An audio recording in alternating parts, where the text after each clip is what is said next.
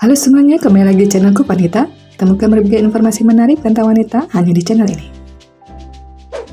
Sekarang ini semakin banyak wanita yang senang belajar tentang make up dan bahkan belajar sendiri bagaimana cara berdandan tanpa bantuan dari makeup artis. Namun sayangnya masih banyak orang yang tidak mengetahui perbedaan contouring dan bronzer, khususnya yang masih pemula dan sebagai lagi berpikir jika keduanya sama-sama berguna untuk membuat wajah lebih berdimensi.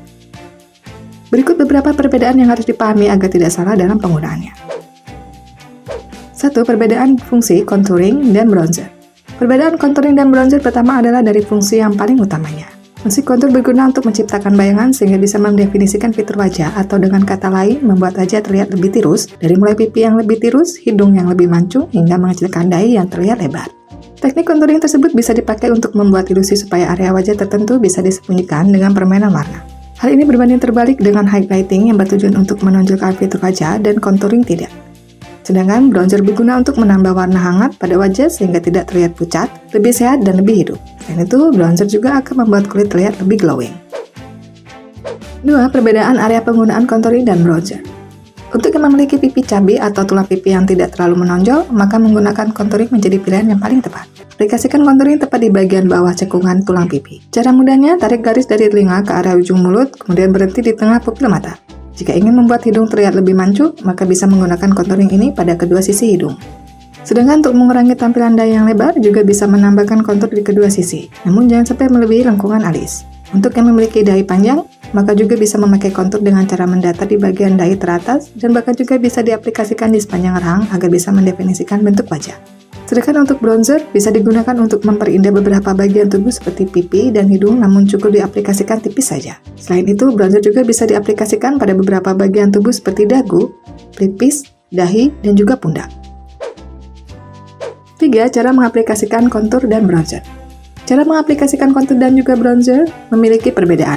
Kuas menjadi alat yang paling utama untuk memakai kontur powder dan kontur krim. Sedangkan untuk kontur stick bisa langsung diaplikasikan dari produknya. Hal yang perlu diperhatikan adalah cara membiarkannya, pastikan untuk membaurkan kontur di wajah ke arah atas. Sangat tidak disarankan untuk membaurkan ke arah bawah, sebab garis kontur yang semakin ditarik ke bawah hanya akan membuat wajah turun dan terlihat lebih tua.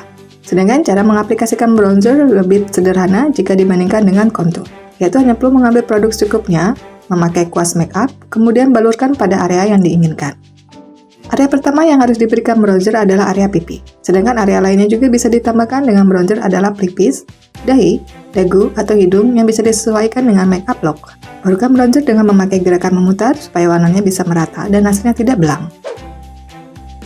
4. Perbedaan penggunaan alat kontur dan bronzer. Untuk memakai kontur, maka butuh kuas makeup yang memiliki ujung rata dan pipi, kuas yang memiliki ujung merucut atau tapered brush, kuas yang memiliki ujung miring atau angled brush. Sedangkan untuk bronzer, maka butuh kuas bronzer dengan diameter yang lebih besar jika dibandingkan dengan kontur brush. Kabuki brush atau kuas bedak juga bisa dipakai untuk mengaplikasikan dan juga membaurkan warna dari bronze. 5. Perbedaan banyak pemakaian kontur dan bronzer. Seperti yang sudah dijelaskan, bronzer hanya dipakai untuk memberikan kesan hangat di wajah. Kita hanya perlu mengaplikasikan sedikit bronzer pada pipi, pelipis, hidung, dahi, dagu. Untuk itu, pemakaian bronzer tidak perlu dilakukan di seluruh wajah dan bisa mencobanya satu persatu untuk melihat hasil yang berbeda. Sedangkan untuk teknik contouring umumnya mempunyai standar yang sama, yakni di sepanjang garis batas rambut, di bagian bawah tulang pipi, sepanjang garis rahang, dan juga bingkai tulang hidung. Selain itu, pastikan juga memakai teknik blending, putar, atau dabbing supaya hasilnya tidak terlihat kaku. Itulah beberapa perbedaan contouring dan bronzer yang perlu diketahui. Bila mengetahui perbedaan lainnya, bisa tulis di kolom komentar. Jangan lupa untuk like, share, serta subscribe agar tidak ketinggalan informasi seputar lainnya di channel Club Wanita.